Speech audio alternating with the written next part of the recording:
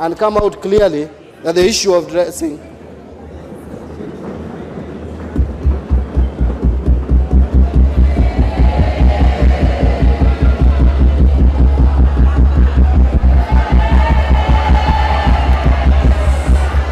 Honour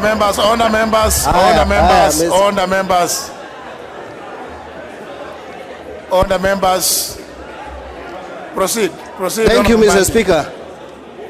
Mr. Speaker, while I was on my feet, a very important... I'll be doing that.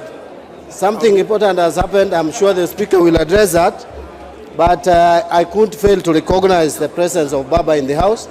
But, Mr. Speaker, I just... Honourable members, before we proceed to the next order, allow me to recognize the presence in the Speaker's role, the African Union High Representative on Infrastructure Development, the Right Honourable Raila Amolo Odinga,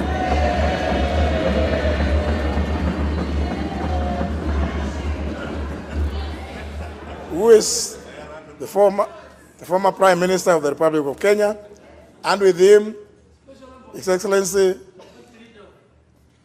honourable members, honourable Leader of Majority.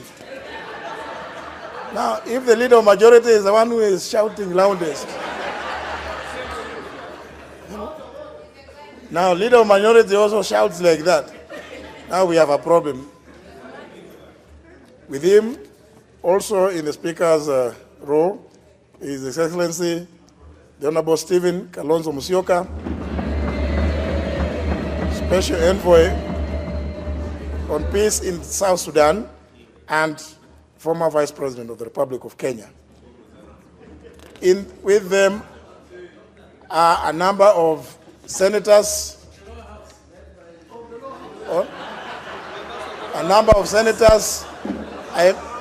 I may not recognize all of them from where I am, but I can recognize Senior Counsel, the Honourable James Orengo, the Honourable Fred Outa, the Honourable Rose Nyamunga,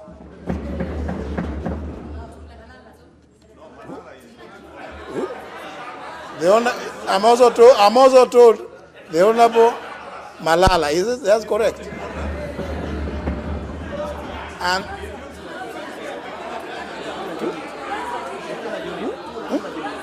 also, sorry, he is hidden.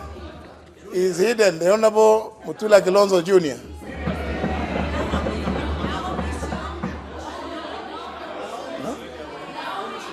And the Honourable Naomi Shinyonga. You are welcome to observe the proceedings of the House this afternoon. And I want to take the opportunity, Mr. Speaker, to thank the Right Honourable Raila Odinga, His Excellency Honourable Kalonzo Musyoka, the Honourable Duare for very serious approach to this matter, Mr. Speaker.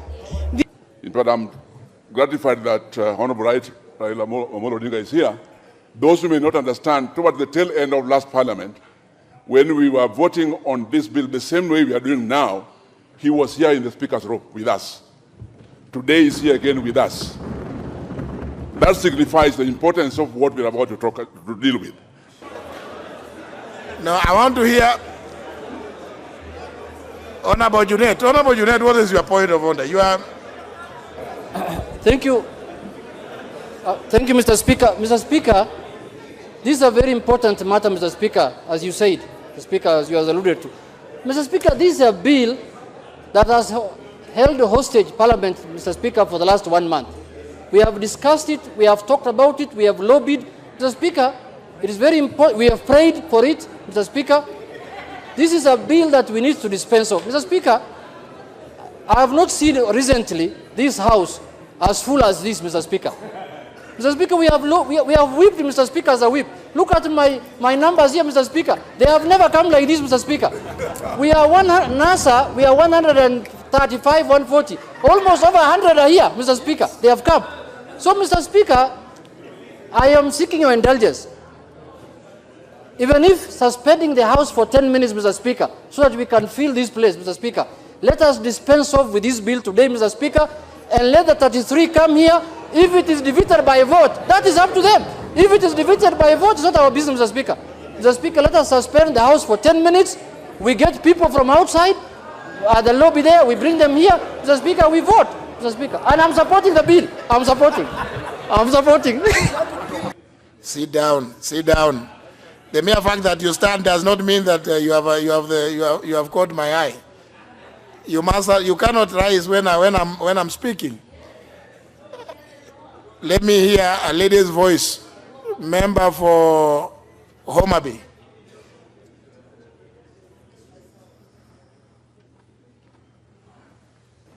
Thank you, Mr. Speaker. Mr. Speaker, I want to thank the Majority Leader for his request, and for moving this motion and for being bold enough and including the Minority Leader for their support of this bill. Mr. Speaker, there's been a lot of lobbying, a lot of mobilization going on, and I think we have quite a number given the way we are in this House today. Mr. Speaker, I know that you can only move to ascertain the number in the event that we are going to vote. But Mr. Speaker, could I request your indulgence to establish how many members we have so that we know how many we are lacking, so that even in the course of this particular sitting, we see if we can devise a strategy to bring in more members to be able to move forward, Mr. Speaker. That is my request. Honourable members, given the significance of this bill, I am constantly updating on the numbers. So just know, you just hit 2212 a while ago. And more importantly, it is not enough to just have 233 of yourselves. Remember, you still need to go beyond 233 voting in support. So, honourable members, you know it's important that you bear that in mind, but you have only hit 233. Mr. Speaker, I want to address through you, Leader of Majority.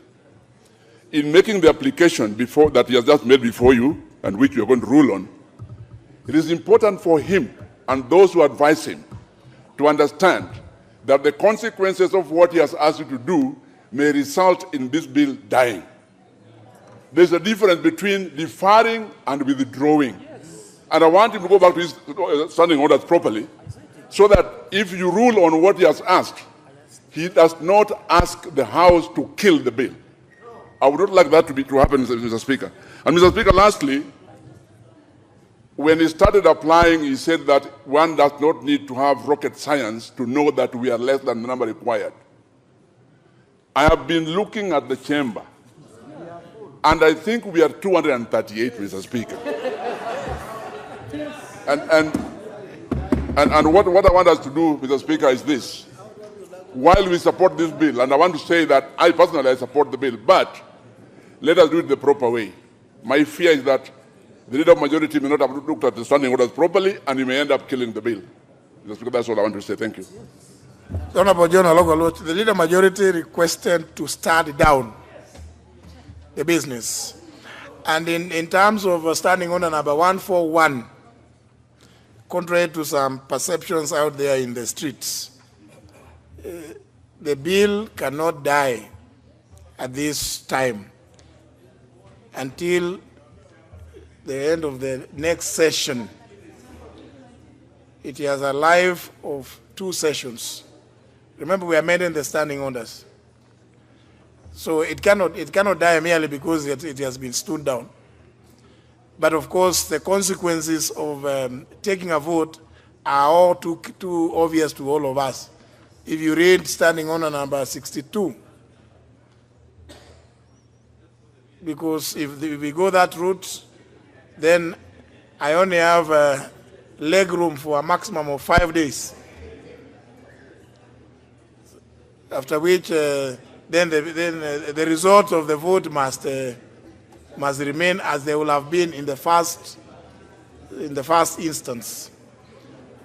And therefore it is important.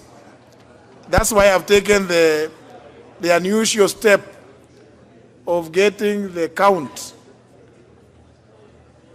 It is important, as you say in the Honorable Lagwaluch, it is important that we all appreciate the importance of the bill that is before the House. So that if we rush and we are forced then to apply Standing Order number 62, then the